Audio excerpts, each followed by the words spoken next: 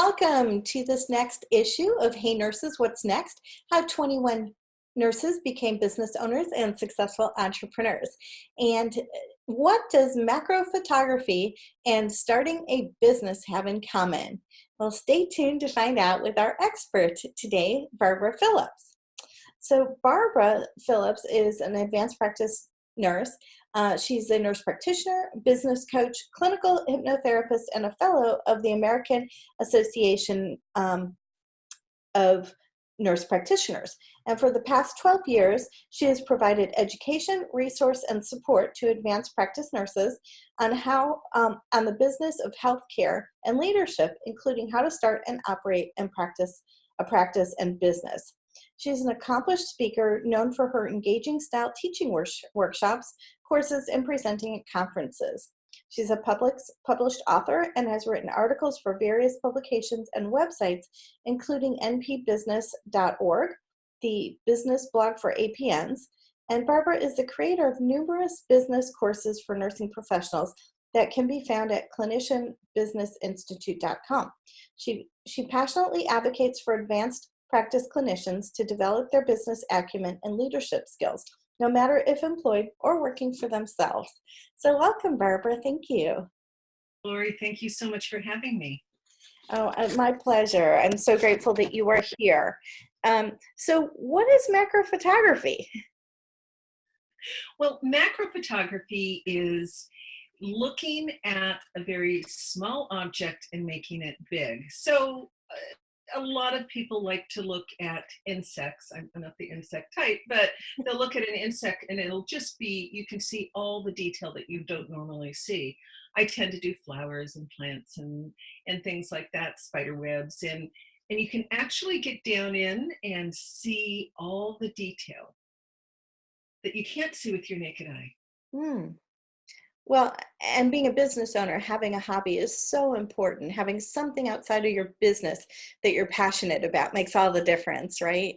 It really does, because when you get out of that, and as a business owner, we're always thinking about our business, but when you can step out of that and do something completely unrelated, like photography, like painting, even just out for a walk, your mind can get really creative about what it is that you want to do next in your business. So how did you decide to start a business? What happened? Somebody asked me this recently and I was thinking back to it, and I've always wanted to be a business owner. And I think in part because my mother was such an entrepreneur. And so I think that seed was sown then. And even as a young child, my parents owned a restaurant, and these kinds of things. And then Mom went on to do a lot of other things. But as a nurse, I looked into what can I do to start a business. And there weren't, as a nurse, I'm talking just as an RN, so this was in the 80s, trying to figure out how I can do a business, and there wasn't anything anywhere. And all I really knew about was, well, could I be an independent contractor and be my own agency? Because I did a lot of agency work, like a lot of nurses do.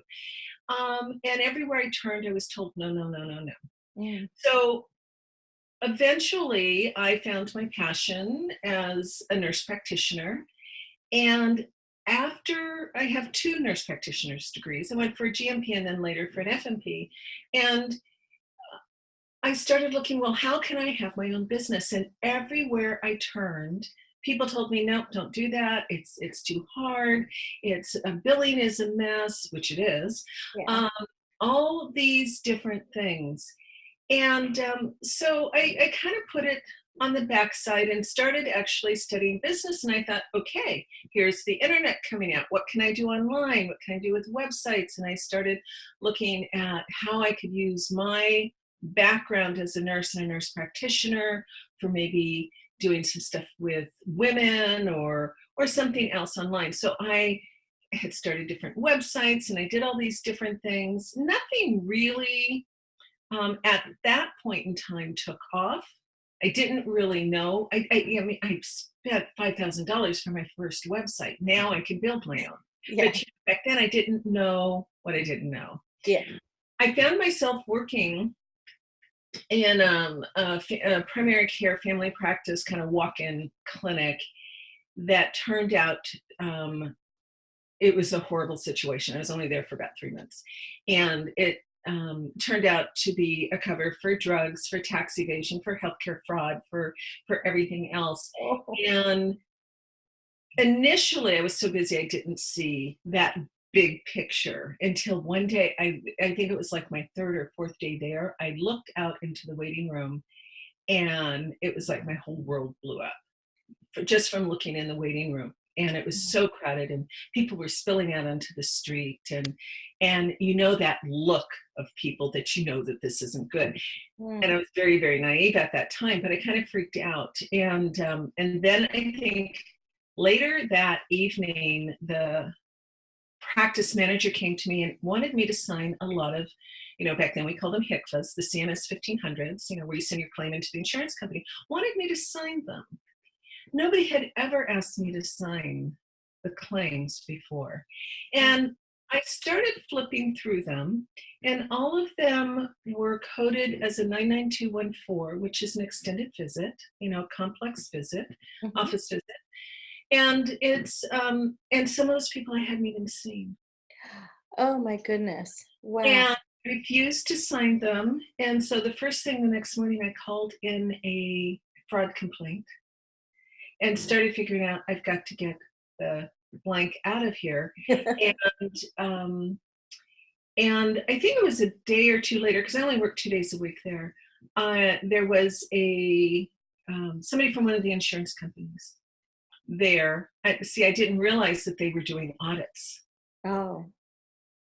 And so I just pulled her aside and I said,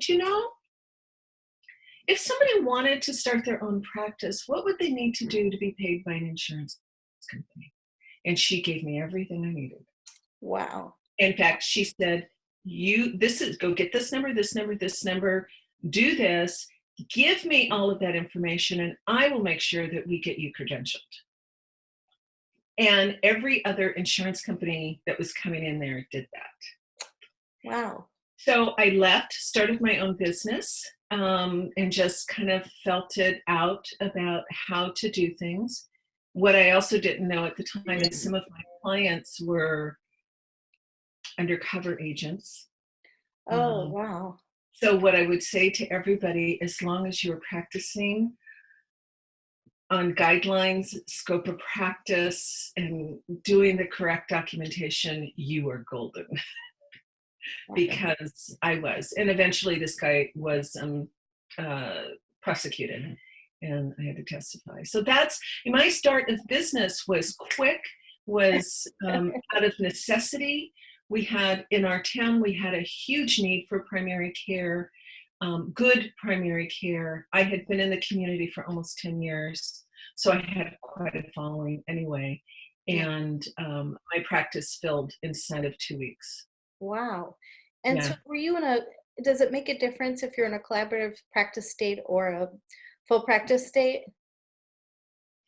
Not really. Not really. Yeah, and the reason I say that is that every state has hoops, and you have to know what the hoops are for your state and just be prepared to jump through them. Collaboration adds another barrier, because finding a collaborator, finding one who isn't going to drain all of your resources and who is going to fulfill their part of it can be a little challenging depending on which state. In some states, they're less NP friendly than in other states. Yeah. So it's still a process, but people have practices in every single state. Definitely. It is possible. So just because you're in a collaborative practice state doesn't rule out you starting your own practice. And if you're in a state where you don't need, or where you need a collaborator, what? Made up Collaborator for like prescriptive authority. If you're doing more holistic stuff, you don't need somebody if you're not. Well, not necessarily true. There are some states that will have collaboration only for prescription. Right. That's what I'm thinking of. Like, yeah, but in many states, they'll even include if you're doing any kind of assessment, diagnostic, any of that. So I think one of the key things is that people really understand what their scope of practice is and that they know it inside and out. Because I often get questions, well, in my state, do I have to do this? Well, first of all, I don't know what your state is. Right. And second of all, you should know what you're allowed to do in your state. That's Absolutely. for any nurse Yeah. should be aware of their But that's scope of. also the hard part too, because our Nurse Practice Act, some states are written very broadly and it doesn't give you specific guidelines. And I also don't think that the laws have kept up with the changing practice of nursing. There's no telemedicine laws in a lot of states Yeah, for nurse I practitioners. I completely agree with you that they haven't kept up Yeah. with how practice is. You know, we have people doing integrative health and health coaching and functional medicine, going out and doing IV therapy. I mean, there are just so many things that are not covered in our scopes. Right. And that's why we have to have those statewide grassroots efforts to get these up and running, up to date. Yes, definitely. So tell us about your business now. So I heard my about you business starting. but looks now, it actually, She's not in jail. That's the good news. I said you're not in jail. I'm not in jail. So, I mean, I did go on to start my own practice, and of course, um, one of the things that I was greatly relieved at, actually, it was the next week after I started the practice, we were in a building that had a common waiting room, and there was a neurologist across the hall from me, and internal medicine next door, and a cardiologist upstairs. And you know how you whip up your windows open at the beginning of the day. And we did that. Or actually, I take that back. We did not. There was a knock on the door. Okay. And we went and opened the door, and there were guys there with badges. Oh, And they wanted to talk to me. And it's like, okay, I mean, what are you going to say? You know, it was the Office of the Inspector General, it was the IRS, and some other, an FBI agent. wow. And I'm like, you know, you're shocked. What can you say? Well, okay, come on back. And they immediately, first of all, one of the things that they did is immediately told me that they were investigating this other office. We've already investigated and cleared you. So that was like, Yeah. but they wanted to, they said that they'll probably need access to my records and that kind of thing. And you know, and I said, okay, I need to know whose records you need so I can get releases of information. And they said, you know, we don't need that. We are HIPAA, and we'll just subpoena the records. And I said, okay. Yeah. So anyway, I ended up working with them over the next couple of years until we actually got to court. But during that time of actually, even before I opened my doors, I had gone out onto a listserv, a nurse practitioner listserv, and started asking questions. How do I do this? How do I do that? You know, those of you that had opened practices. Well, I didn't get any advice, but what I did get was a lot of questions. And I had people emailing me and calling me on the phone, and even after I opened, people would stop by to get information. And it got to the point it was taking up way too much time because I was trying to run a primary care practice. And anybody who's in primary care knows how challenging and time consuming and even draining it can be sometimes. And so I had asked people, since I had this little internet background, I said, you know what, why don't we all blog about this? And as you learn something, blog your learnings, and you know, just send me the articles and I'll put them up, and you know, give me your information and stuff. And so I went out and I built a blog, you know, got the domain name of NP Business, and put it out there. But I was the only one writing. It only increased the number of questions and the number of people wanting information. And at some point, I went, ding, ding, ding, ding, ding, ding, ding. This is a business. Because I really couldn't keep up with it any other way. It was taking time away from the practice. And so that's how Nurse Practitioner Business Owner started. About a year later, I developed a lot of material that I put into a members area. And so we've been doing the members area since 2008, I believe. So over 10 years with Wow. just a member based, and that has grown. And of course, the pricing has increased and that kind of thing. A couple of years ago, even though I think my first course was about 2010, which was a startup course, how to start your own practice. And we did that. And then most recently, how we've evolved that is we've made a lot of different courses. They're all behind the same area now. We do live, we do pre-recorded classes. We have, little mastermind mentor groups and a variety of different things to help people get started in their practice. And then, there's people who just want particular information. How do I get credentialed? How do I bill? How do I get my patients to give me money? Yeah. This kind of thing. And so we've developed a lot of little courses around that and added coaching and consulting and things like that. So that's where that part of it is. And of course now because I'm now in a state that is less than full practice, it's one of the reddest states for nurse practitioners. My practice now is strictly medical hypnotherapy, because with that and with written guidance from the Board of Nursing, I don't need a collaborator. Nice. So that's how that is now. And I love that part of my practice. It's really wonderful. I wish I had done it much earlier. Oh, well, that's neat. And, it's so important that you are living your passion. And yeah, because life is too short. It is. And so let's go back to this macro photography. So Okay.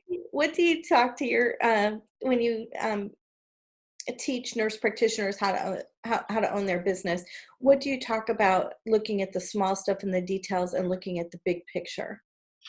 Yeah, and that's a great question, because there's a lot to look at when you start a business, as you know, Lori. And, one of the first things, a lot of times I get people who say, well, I've got my building. I don't yet have a collaborator. What do I need to buy? Yeah, they put the cart before the horse. Yes, let's back up here. Yeah. Let's back up here. What kind of a practice? Who are your patients? Who are your ideal patients? Mm-hmm. Have you looked at the finances? And we get them down really nitty gritty to look at their startup costs and really looking at the detail. Everybody sees these big, beautiful offices and, do you really need to spend that kind of money to start? I've seen people spend up to $250,000 and then fail. Oh my goodness. And it's like we really need to look at all the details, that micro piece of where is the money coming from, where are the patients coming from, do you know how to actually get paid for the services that you're doing? Are you going to do insurance? Are you going to do cash? And what are the differences, and what is the startup rate between those two kinds of practices? So we're looking at those little bit of detail, but then once you're up and running, you also have to be able to take a step back and look at the whole thing. Right. And then dive back in and come back out. And so it really, if you want to put it into photography terms, you're zooming in and zooming out in order to see what's going on in your business. And you have to be able to step away to see that big picture. Right. So what you're saying is both are important, because I get people who want to start their business and they're like, okay, here's my product. It has a it's a 4-part program on whatever. And I'm like, okay, but who's your audience? Do you have people that would buy this? And they're not looking at the big picture yet. So it's really a beautiful blend of, as you say, zooming in, zooming out to come up with the right strategy and the right marketing, the right message, the right product. Absolutely. Right service. That is crucial. And I mean, we get so excited about starting a business, whether Yes. it's a practice or whether it's another kind of business, it doesn't matter. We're so excited about it. And we have all these dreams of possibilities and stuff, which is perfect. But then you need to drill down into it and then come back out. And how does it look now? Go back in and tweak something. Come Mhm. back. Yeah. Yeah. So I do want to go back because I'm an attorney, of course. I have to go back Yes. and to what one thing you said. You said that when you first started your practice, the FBI and the Mhm. DEA were knocking at your door and the OIG. Oh, Um, God. and they said you were clear and you didn't have a lawyer. But I would recommend that get a lawyer. Don't talk to people without representation. Like Um, I said, I was really naive back then. okay, no, I'm that's not fine. I anymore. just want to make clear the record. Yeah, Yeah, it didn't occur to me because, of course, I knew I hadn't done anything. right. Today, I would have reacted totally different. Yeah, but we've had nurse practitioners, there's a knock on the door, it's a DEA, they're like, well, just give us your DEA for a year, you can get it back. And you're your doctor's in trouble, if you're a collaborating doctor, you don't want to be involved, so just sign this. And no, don't do anything without talking to an attorney, even if they tell you not to. You don't have to talk to these people. Nurses are so nice and they want to tell everybody everything, but that's only going to hurt you. So get the legal help you need. Yeah, and I mean, Lori, that is such an excellent point. And like I said, I was completely naive about any of that. And I think the other part of that is up until that point, I had been working in Indian health. So you don't have to worry about anything in Indian health, as they tell you. And, but yeah, I was pretty naive, and I wouldn't recommend that now because, like I said, I had to go through and testify and all of this other stuff, and I did not have representation. And I also want to go back to the point that you made about the person that invested $250,000 into their practice and it went under. Yes. So, my theory, and I don't know if you agree, but is that businesses don't fail. It's the business owner. And if you have the right strategy, marketing, mindset, messaging, you're Mm. not going to fail. If you're solving a problem and have the right audience, if you're not going to fail. Yeah, I would agree with And that. And support. Yeah. in this particular case, she wasn't a client of mine. She was a friend. Oh, She was too embarrassed to come and talk to me, oh, is what she told me after the fact. And I'm still heartbroken over that oh, because she is one of the best nurse practitioners I've ever known. oh. And I would gladly recommend everybody in the world to have her for a provider. I've known her since before nursing school, Mm, and it was incredibly sad. yeah. It didn't have to happen. So the other part of that would be, nobody has to do this alone, and they shouldn't. You But can't I do it think alone. you can't, but there are people who believe that they can, Yeah. or that they believe that, they just need to go in to a LinkedIn group, a Facebook group. They see somebody doing something online and they just start asking questions and they take that advice. They don't really know the questions to ask and they don't know the quality of the information that they're getting, Right. you Right. know, and in fact, I just had a message 3 days ago from somebody on Facebook who said to me, I need to know this information and nobody wants to share anymore, and I'm not going to pay for this information. Well, you get what you pay for. You do, but the whole point is that those, because this isn't the first time, but the other part of that is those same nurse practitioners wouldn't see patients for free. They Right. want but they don't want to pay for the services. And you do get what you pay for, and you don't really know who some of the, I mean, I've seen poor advice. You've seen it, I know. Yes. It's completely erroneous advice being given out, and it makes me worry for the people that are just taking it at face value. Right. Right. And I always say if you want to have brain surgery, don't go to your OBGYN. So go to the specialists, go to the people that have done what you want to do, or who believe they can have the knowledge and expertise necessary to help you. Right, right. Yeah, I completely agree. It scares me what I see online, Yeah. and then and what people do. And then that's when you get the panic call.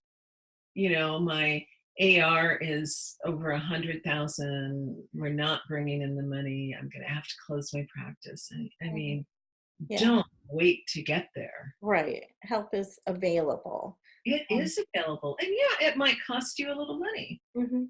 But it will but save you in the long run. That's the yes, key. You yeah, know, an ounce of prevention is worth a pound of cure. And getting the advice that you need from up front is going to save you and expedite your learning curve. yes, yes, yes, and yes. Learned that. So, okay, so what was the biggest mistake you've made in your business and how did you overcome it or what'd you learn from it? I think the biggest mistake that I made early on in my practice was blind trust. Mm. If somebody said that they were going to do something, then I expected that they would just do it and be in integrity. And again, like I said, I was pretty naive early on, and so I had hired a billing company before I ever started my practice. I did all my own credentialing. Wow. Um, and in part, that was because I had a lot of companies helping me because they wanted their patients out of that other practice. But I learned how to do credentialing along the way. And, um, and I hired a billing company.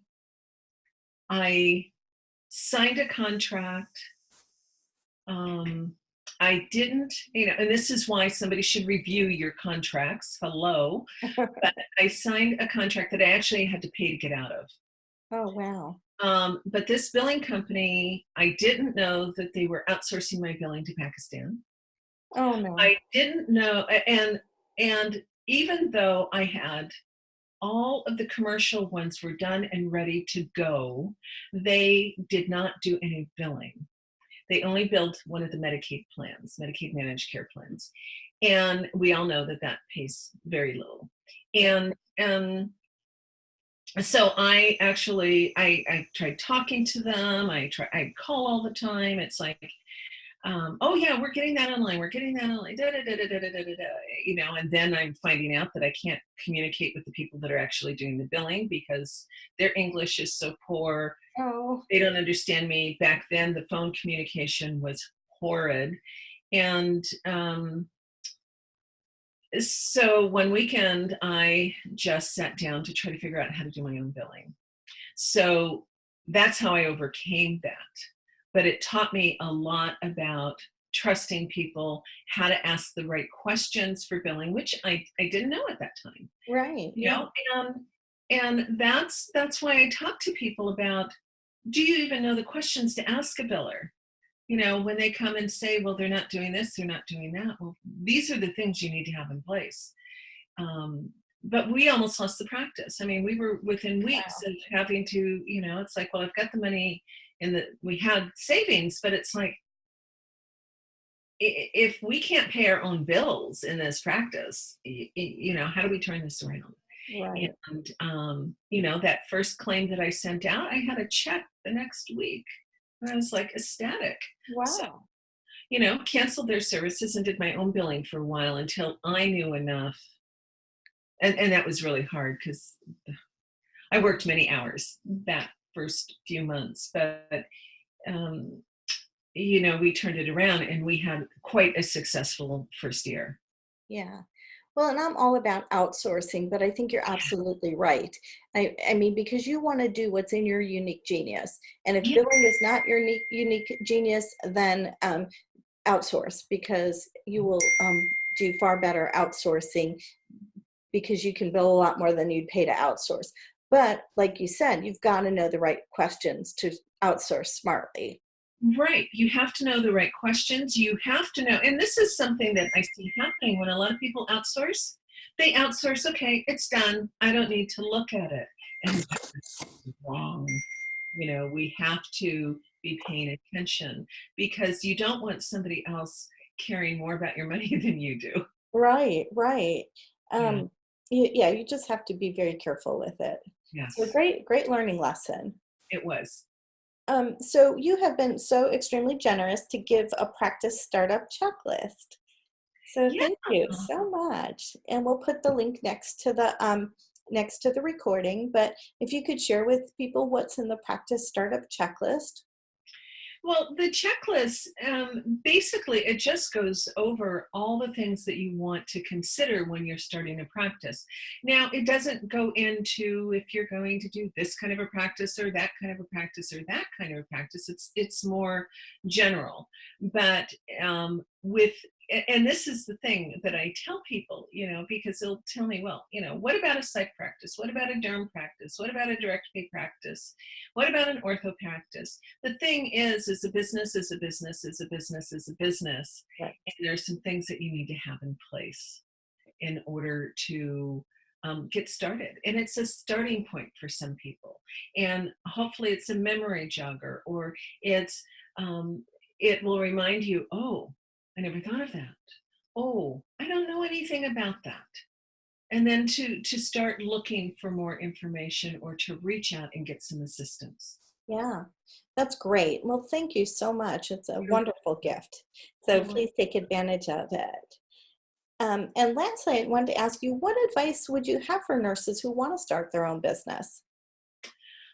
I would first tell them, don't accept no, like I did for so many years. Don't accept the word no. And really to sit down, put it to paper. Put it to paper first. Figure out your goals and what it is that you want to do, how you want to do it. Do the financial research. How are you going to find your patients? How much is it going to cost you to find your patients or your clients? What is it going to cost you to run that business? A lot of people say, well, I want to go out and I get a loan. And people need to stop and realize, first of all, you don't need to take out a huge loan to start a business. You don't. And that just becomes part of your overhead. Right. And that just means that's less money in your pocket per month.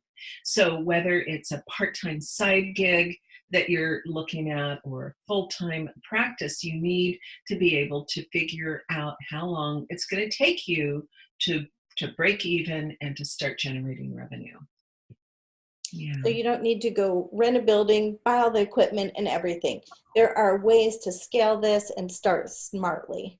You can, depending on what you want to do, you can sit at your computer and start something right away. Yes. Yeah. Awesome. Yeah. Okay. And so, well, first of all, I'd love to thank you for being on the program and ask any of you listeners out there to please share these, to have them go to empowerednurses.org/hey nurses. And they can, any of your friends, colleagues, if you're getting value from this, please share it.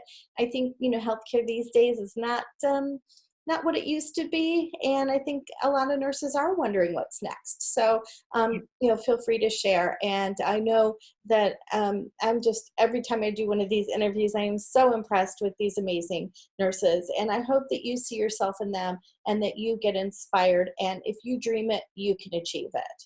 Absolutely. So again, thank you for being here. Bye, everybody. Bye-bye Thank now. you. Thank you, Lori. Bye.